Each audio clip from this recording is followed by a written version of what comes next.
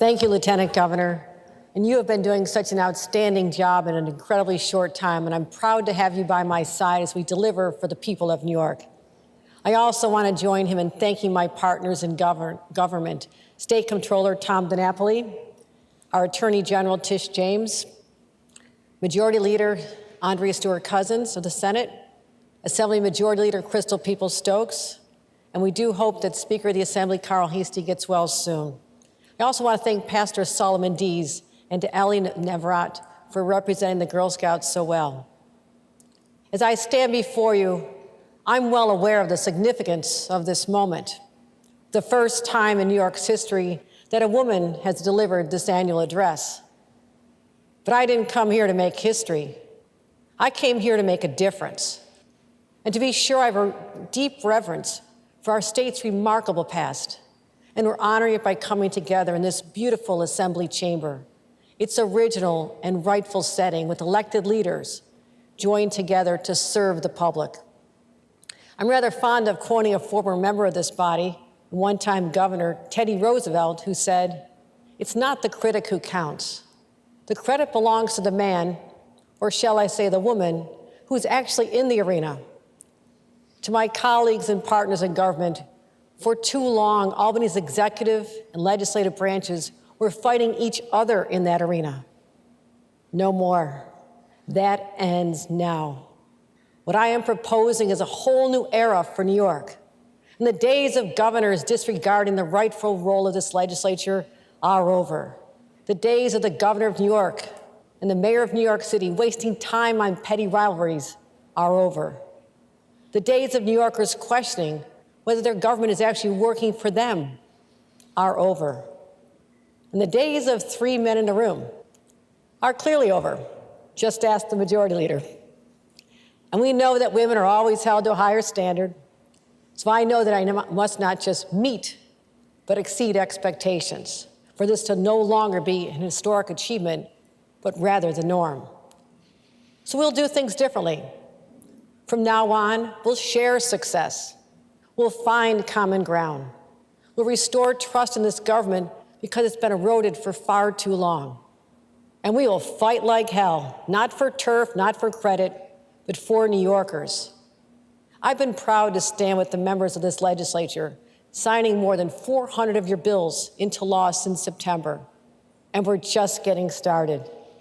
New Yorkers need the help of everyone in this room to pass an ambitious agenda, one that responds to the COVID-19 pandemic, but also rebuilds our healthcare and teacher workforces, provides tax relief to those who need it the most, speeds up economic growth and creates good-paying middle-class jobs, strengthens our infrastructure and confronts climate change, secures public safety, makes housing more affordable, ensures that every New Yorker has a roof over their heads, and enacts, yes, bold reforms for our state government.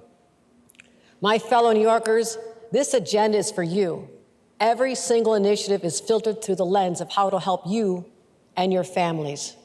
Because I know you're exhausted. I know you want this pandemic to be over. I know you're worried about the economy, inflation, your kids, their education, and what the future holds. We have endured so much hardship over these past 2 years. We've buried loved ones, experienced seismic shifts in our daily lives, and missed out on so many of life's precious milestones, holidays, weddings, graduations, even the birth of a grandchild. There has been so much loss, too many lives, and too many of our hopes and dreams. And now, just when we thought we were turning a corner, there's a new variant, another surge in cases. It feels like deja vu. And I know you're all asking, will we ever get through this? Yes, we will. We're New Yorkers. We've been knocked down before, we've been counted out, but in response, we never fail to defy the odds and rise to new heights. New York always rises from the ashes. And that is what I believe. This is not a moment of despair, but a moment of great possibility. Because while we're in the midst of an all-consuming crisis, we also remember that if we make the right choices right now, it will end. First, we must weather the storm around us. And that means controlling this virus, but not letting it control us. When I took office, we immediately enacted a comprehensive pandemic plan. And we've continued to adapt as new variants like Omicron have emerged. We're doing everything we can to keep New Yorkers healthy, setting policies that have made our vaccination rate one of the highest in the country, activating a military-style operation with vaccine test sites, deploying the National Guard to our hospitals and nursing homes, and sending out 37 million kits across the state. During this winter surge, our laser focus is on keeping kids in school, businesses open, and New Yorkers' lives as normal as possible. We're attacking this virus head-on, armed with a tactical, science-based approach, and we are ready for whatever comes next. But as we all know too well, this is more than a public health crisis. We now need to support the people, the places, the industries that were hit the hardest, starting with New Yorkers who've been on the front line since day one. During those terrifying early months, while many hunkered down at home, our healthcare workers and first responders showed up day after day, night after night, double shift after double shift, putting their lives on the line to save others. They're not only physically exhausted, they're emotionally exhausted too. I know, I've seen it in their eyes in hospitals from Buffalo to Potsdam just this last week. That exhaustion, combined with pre-existing staffing shortages, has resulted in a crisis. We simply do not have enough healthcare workers in our hospitals or in our long-term care facilities, in our ambulances, or in the homes of our loved ones. The health of every New Yorker depends on strong, stable, and equitable healthcare system. And these workers are its very foundation. Bold action is required before any more time passes. First, we must stop the current hemorrhaging of healthcare workers. And we're going to do it not just by saying we owe them a debt of gratitude, but actually paying them the debt we owe, starting with a retention bonus of up to $3,000 for our health and direct care workers that'll help drive salaries throughout the healthcare workforce. So those doing God's work here on oath are no longer paid a minimum wage. Beyond salaries, we'll make it easier for doctors and nurses from other states to practice with their existing licenses here in New York. We'll expand the capacity of our medical institutions so more students can train for high-demand healthcare jobs. And we'll make it possible for them to get that training with free tuition and stipends if they remain here after they graduate. A once-in-a-lifetime pandemic demands a once-in-a-lifetime response. And that's why I'm setting an ambitious goal to grow our healthcare workforce by 20% over the next 5 years. And we'll make the largest investment in healthcare in state's history, $10 billion. You know, as we bolster our bone-tired healthcare workforce, we know they aren't the only heroes of the pandemic. I am so grateful to the county leaders, school superintendents, administrators, parents, and teachers who work so closely with us to get kids back to school just this week. The role of a teacher is irreplaceable in a child's life. And as the last 2 years have hammered home, they're irreplaceable in a parent's life too. As a mother, I know this firsthand.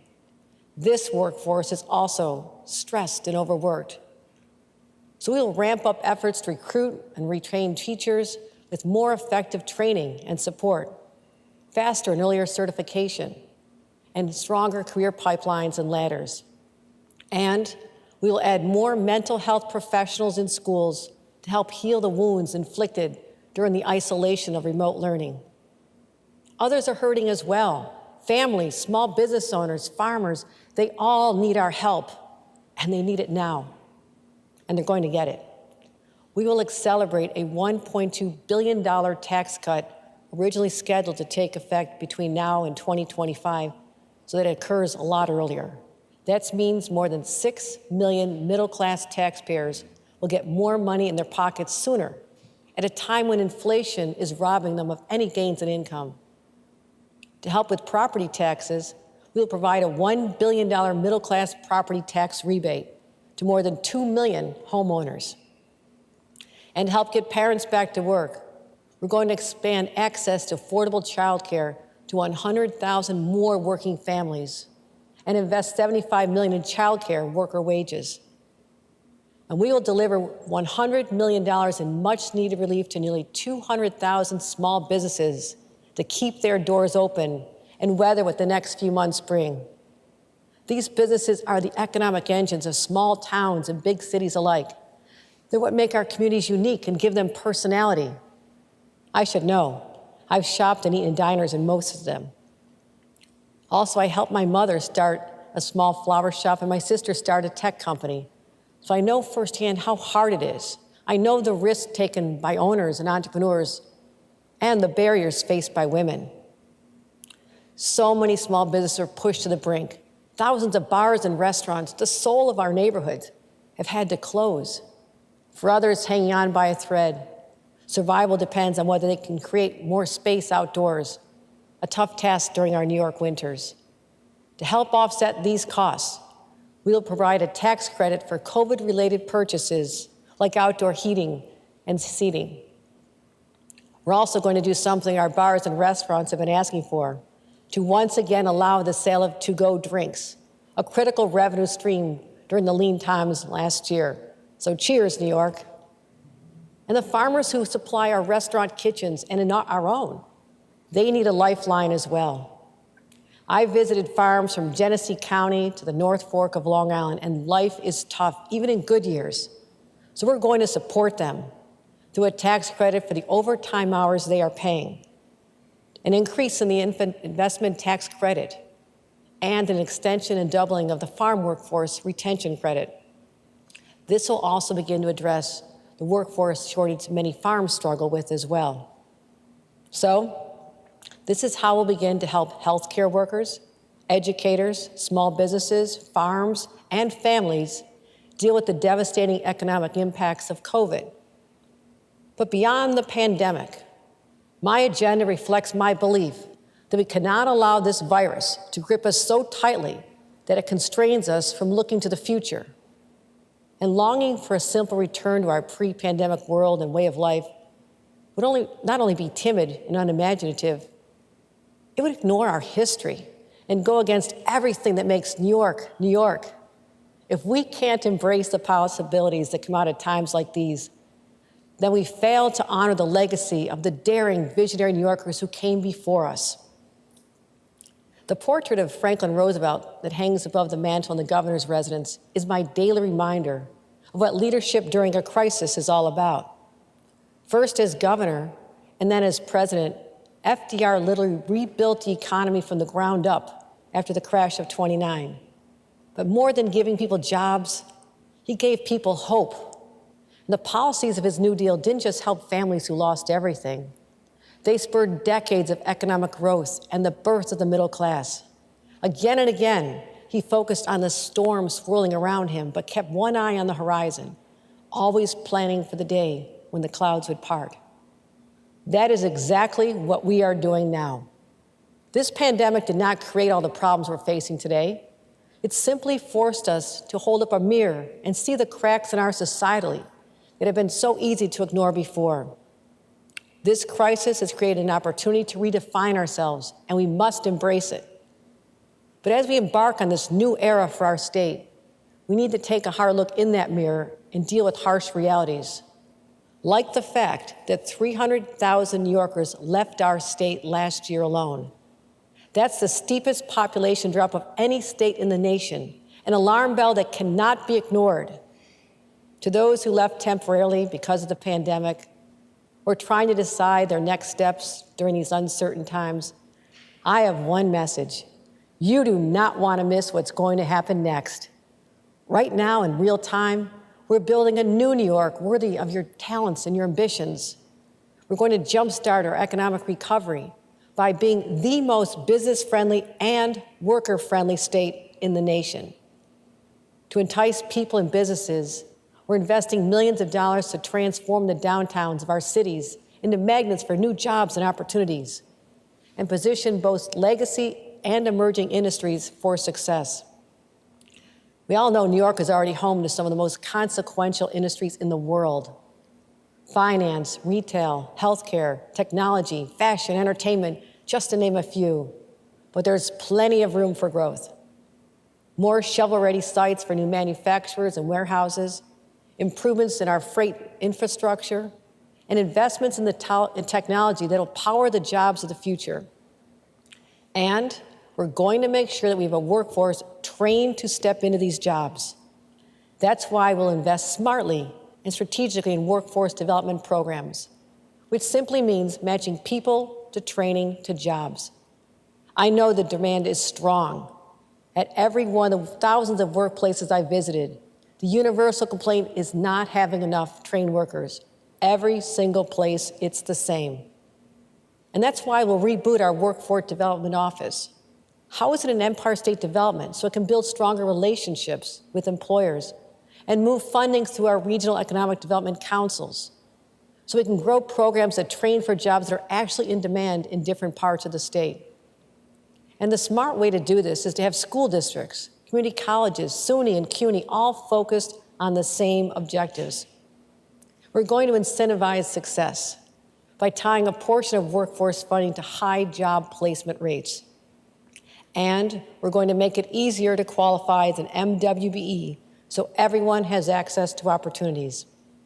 It's a common sense approach, unbacked by an uncommon level of funding. And it's going to help supercharge our economy. Our goal is for New York to be known nationally as the place that grows and attracts the talent, and the businesses will follow. And for businesses to succeed, they need a well-trained and educated workforce. And I believe to my very core that there's nothing more valuable than education and training when it comes to unlocking opportunity and prosperity. It changes lives across generations. I know what education did in my own family's circumstances. My grandparents fled Ireland as teenagers because they had nothing. They were poor, with no hint of opportunity in their home country. My grandfather first became a migrant farm worker in the fields of South Dakota. Then later, he and Grandma were domestic workers. Then it all changed when he heard there was great jobs in a place called Buffalo, New York, at the Bethlehem Steel Plant. And Grandma found a job at Bell Aerospace, making parts for our planes during World War II. That was their ticket to the life that they came in search of.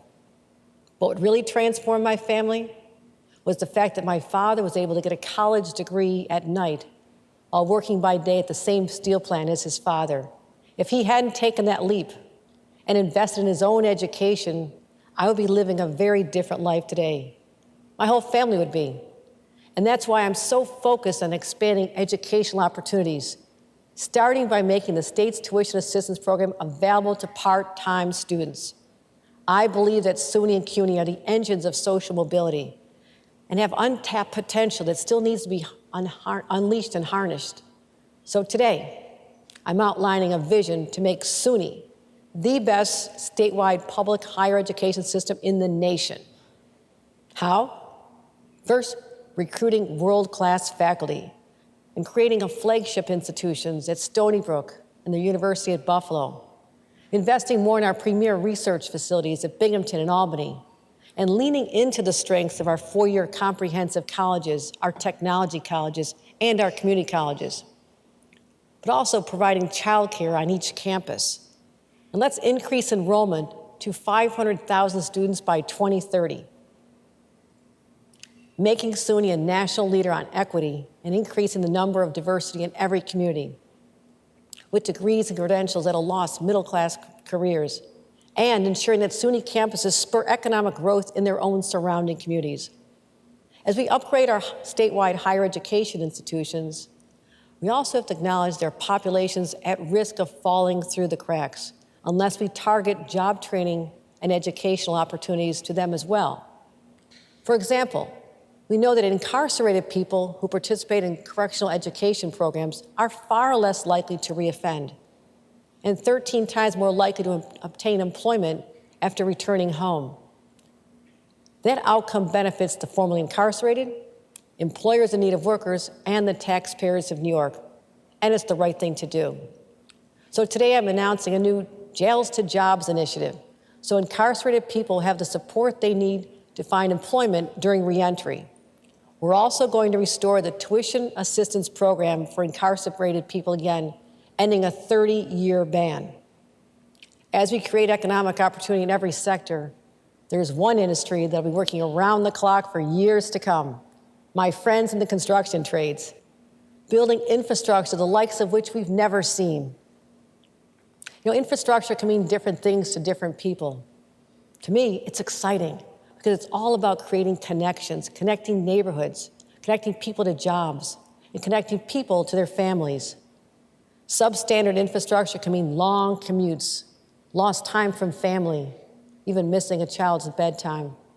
Time in a tire repair shop after hitting a pothole adds more stress than anyone needs. And that's why I view building and improving our infrastructure as a quality of life issue. In November, I stood with my former colleagues in Congress on the White House lawn when President Biden signed the historic infrastructure bill, giving us a once-in-a-century chance to invest. We cannot let this moment slip by, and we won't. New Yorkers demand the best, and that's exactly what they're going to get. Just look what my administration has already announced over the past 4 months. We'll finally transform Penn Station into a world-class facility worthy of our city and ensure that the Gateway project finally moves forward. We'll deliver long overdue upgrades at both LaGuardia and JFK airports and finish the 2nd Avenue subway to connect East Harlem to jobs. But we're just getting started. Today, I'm announcing a bold idea. Take an old, unused 14-mile-long right-of-way and create what we're calling the Interborough Express, a new rail service that'll connect Brooklyn and Queens. I'm directing the MTA to immediately commence an environmental review so we can get that project rolling down the track. I'm also directing the Port Authority to get moving on the Cross Harbor Tunnel. As I said, infrastructure is all about connections, and we need to reconnect neighborhoods that were severed by asphalt highways, disproportionately impacting communities of color. We're going to reverse the damage that was done more than half a century ago with projects like the Kensington Expressway in Buffalo, I-81 in Syracuse, the Inner Loop in Rochester, and the Cross Bronx Expressway. You know, I've traveled to every one of our 62 counties in each of the past 7 years, so I know every single road and highway and bridge. And I think I have a personal experience with just about every pothole in New York as well, especially on the Long Island Expressway. I'm coming after them, too. And we're making the largest ever investment in New York's digital infrastructure, putting $1 billion into connecting more New Yorkers with high-speed internet. This investment will boost innovation and economic growth, especially in our most remote communities. There's one more piece of critical infrastructure in our plan to rebuild, making our infrastructure more resilient against climate change. I remember just days after being sworn into office, we were slammed with Hurricane Ida. I walked the streets of East Elmhurst, Queens, and witnessed the aftermath of an epic collision between Mother Nature and our inferior infrastructure, with devastating consequences. It was a cruel reminder that too much time has already been lost in the fight against climate change. And these events are no longer rare. The next one is coming. Look no further than upstate counties constantly battered by so-called 500-year flooding, or the tunnels in New York City and communities on Long Island still undergoing repairs more than a decade after Hurricane Sandy hit. This is a threat to our way of life, here and now, and that's why we must and we will implement an ambitious agenda to meet this moment. We've already started with increasing the Environmental Bond Act to $4 billion to go on the ballot this fall so we have the resources we need. I'm now announcing a nation-leading $500 million investment in offshore wind energy that will create thousands of good-paying green jobs. As we build out our wind energy capacity and continue our transition to clean energy, our reliance on fossil fuels must be phased out. In September, I announced 2 clean energy mega projects to put us on a path to achieve the ambitious goal of cutting 80% of New York City's power plant emissions by 2030. New construction in the state will be zero emission by 2027, and will build climate-friendly electric homes and promote electric cars, trucks, and buses. You know, protecting our environment is personal to me. I was born at a time and in a place where orange smoke billowed out of the factory smokestacks, literally blocking the skies with a horrible stench I can still recall to this day, all the while dumping toxic waste into one of the world's largest freshwater lakes. I live surrounded by the causes of climate change, and now I'm living with the effects. So while we confront climate crisis, we will address one of the most basic of human needs, and that is to also feel safe on streets, in schools, and in homes. Time and time again, New Yorkers tell me that they don't feel safe. They don't like what they see on the streets. And things feel different now, and not always for the better. And it's not just New York City, it's cities all across America. And many factors contribute to our streets feeling less safe, including a very real uptick in gun violence nationwide since the start of the pandemic. Now, this is not a return to the dark days of the 70s and 80s and 90s, but that's not our metric for success. We need to get back on track. In October, I signed a bill that closed loopholes in gun possession and registration, making it easier for law enforcement to track down weapons used in crimes and prevent gun trafficking. And we banned the sale of ghost guns. Going forward, we will double down on practical, proven law enforcement strategies to combat gun violence. Working with Mayor Adams in New York and the Lieutenant Governor, who I've asked to take lead for our administration, we'll form a new consortium, unprecedented cooperation between New York State Police, the NYPD, and other law enforcement agencies, including our neighboring states.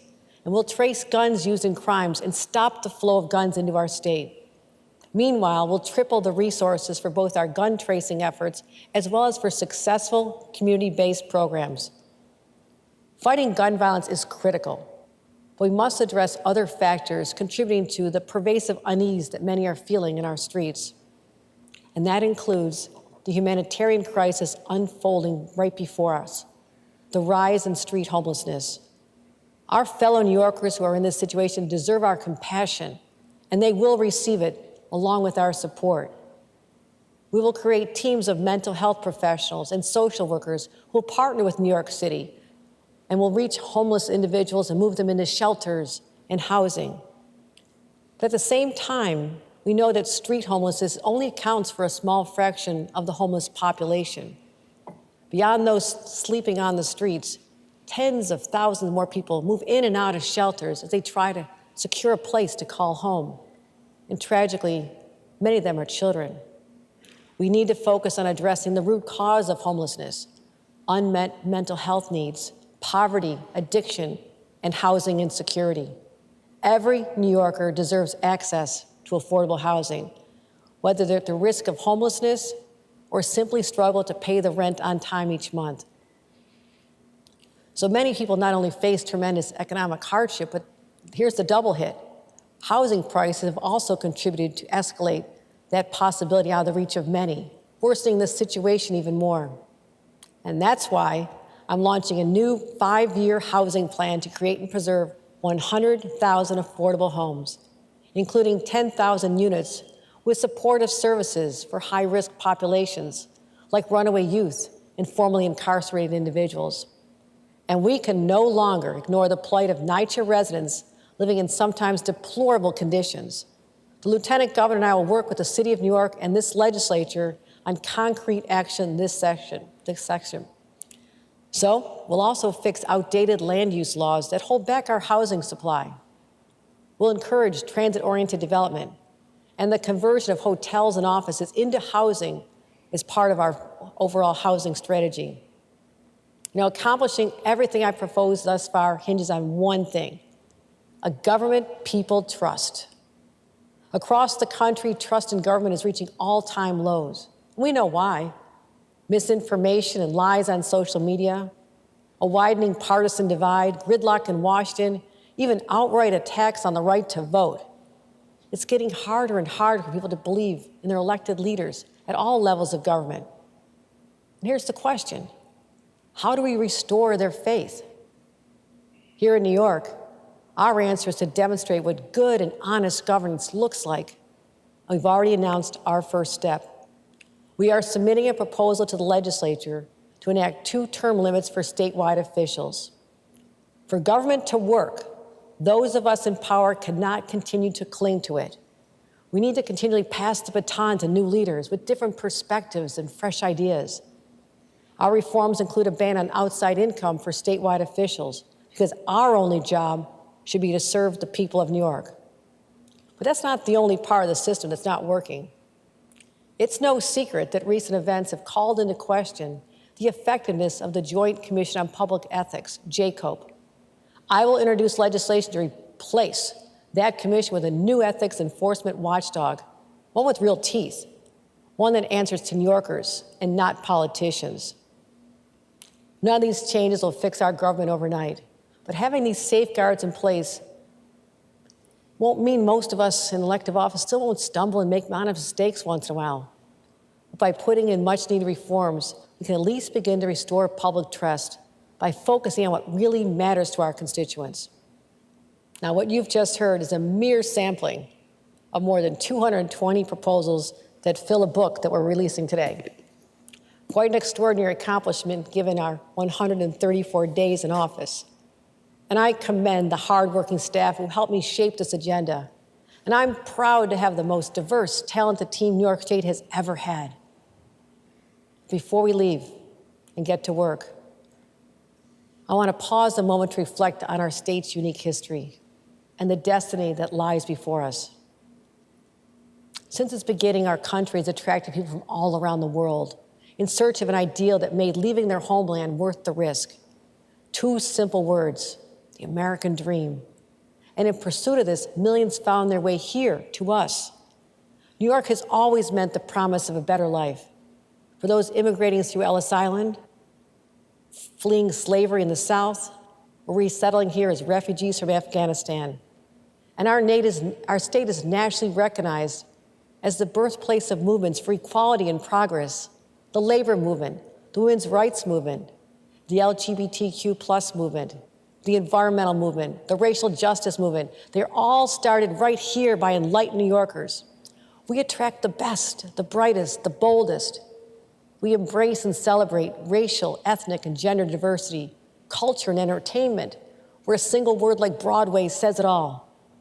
Where the unsurpassed beauty of Niagara Falls, the Adirondacks, Jones Beach, the Finger Lakes, Erie Canal, and the Hudson River Valley, as well as the grandeur of the New York City skyline aglow at night. It's breathtaking. This is who we are, and we are proud of it. The keepers of the flames of the movement's past, stewards of the national treasures entrusted to us, and the visionaries who will lead our state into the future with courage and with confidence. While we may be imperfect, New York has always been the risk takers, the entrepreneurs, the innovators, the builders, the new immigrants, the students, the true believers, and the dreamers who know that there truly is only one New York.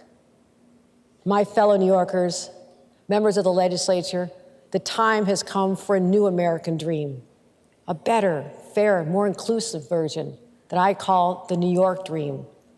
For New York is not just a place like other states. It's also an ideal, one that embodies excitement, energy, and endless possibilities.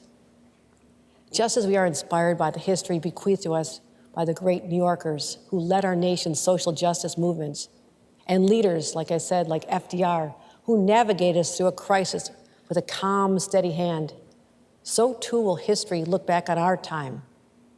How we are judged will be determined by what we do right here, right now. Let us seize this moment with great confidence and optimism and create a legacy of accomplishment that will endure through the ages, a new era for New York. And may God bless the people of the great state of New York and our nation. Thank you.